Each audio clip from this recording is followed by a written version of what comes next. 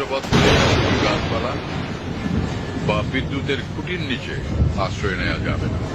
ধান ক্ষেত বা বড় মাঠে থাকলে তাড়াতাড়ি নিচু হয়ে যেতে হবে।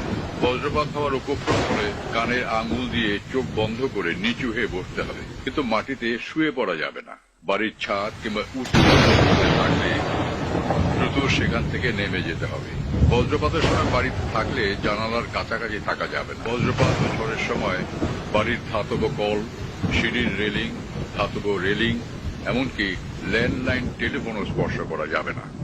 বজ্রপাতের সময় বৈদ্যুতিক সংযোগযোগ্য যেমন টিভি, ফ্রিজ, কম্পিউটার জাতীয় যন্ত্রপাতি সুইচ বন্ধ করে এগুলোর প্লাগ খুলে ফেলতে হবে।